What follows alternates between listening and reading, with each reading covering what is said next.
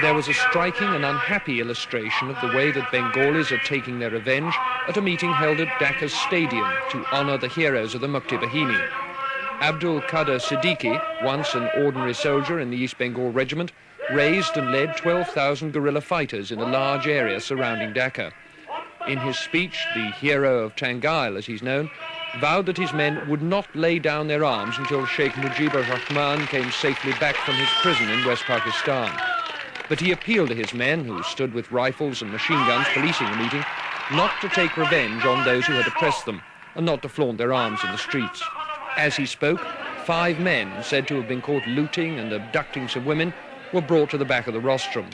They were bound and beaten by Siddiqui's men.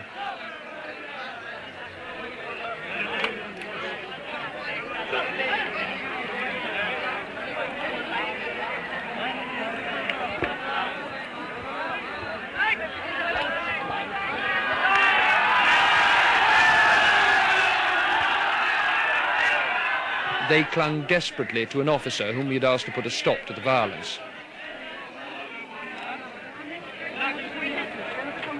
But the violence didn't stop, and along with other television crews, the ITN team left the scene. Moments later, General Siddiqui himself, who had earlier urged restraint on the crowd and promised the prisoners a fair trial, himself took a rifle and helped bayonet them to death, firing a bullet to finish off one man. It's not surprising that the 24,000 Pakistani prisoners of war now in Dhaka's cantonment should fear the Bengalis' vengeance. That's why, until now, they've been allowed to keep their weapons. The Indian Army was not certain it could protect them. But at last, at a formal ceremony, the officers of Pakistan's Army, Navy and Air Force laid down their arms. It was a somewhat theatrical event. General Gandharv Nagra assured the officers that they would be treated with the utmost correctness according to the Geneva Convention. We shall provide all protection and safety. No measures of reprisals would be taken.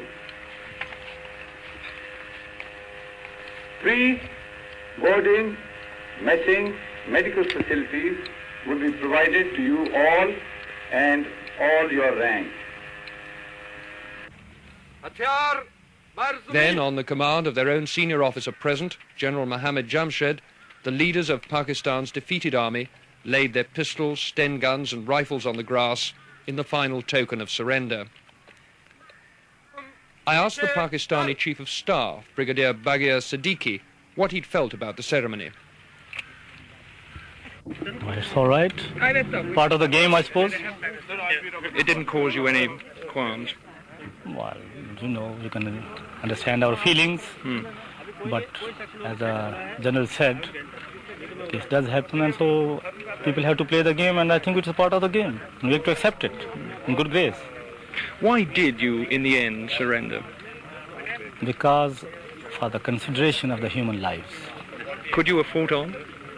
We could have fought on for a long time, not less than 30 days.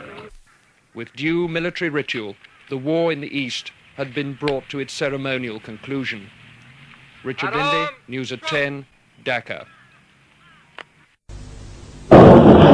রেসোর্স ময়দানে আত্মসমর্পণের দলিল স্বাক্ষর দিলেন general Niazi. চূর্ণ হয়ে গেল পাকিস্তানি দম্ভ। মিত্রবাহিনীর পক্ষে দলিলে স্বাক্ষর দিলেন জেনারেল অরোরা। মুক্তিবাহিনীর পক্ষে উপস্থিত ছিলেন group captain A K. Khandakar.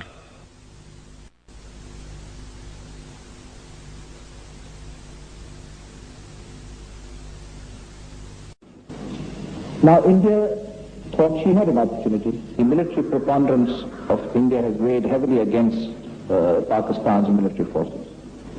And इसलिए जब बात खत्म हो चुकी, जब किश्ती डूबने लगी, जब किश्ती को आग लगी, फिर याया खान ने कहा, अब मैं हुकूमत अवामी नुमाइंदों को देना चाहता हूँ। For the people of West Pakistan, the news of defeat is a bombshell. They have been told they were winning a war. Now the war is lost. Revenge, a new war with India is the demand. But also there is a deeper sense of loss and bewilderment. Pakistan Radio broadcasts the songs of exile.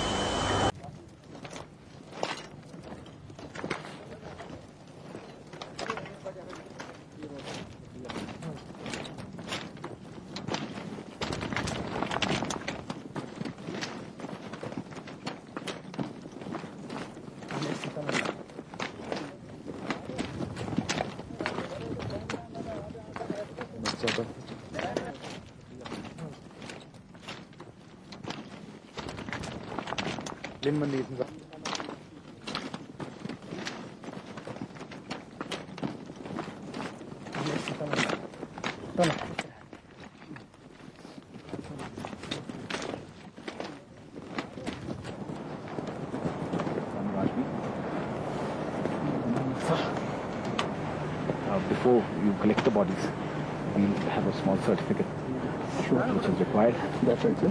So which I will sign and you will sign. That's right. So that no problem. Sabhi Sipai. Salute.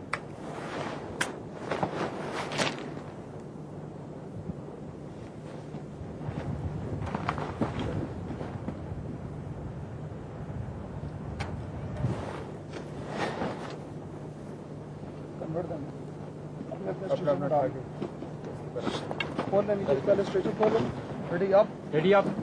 Salute.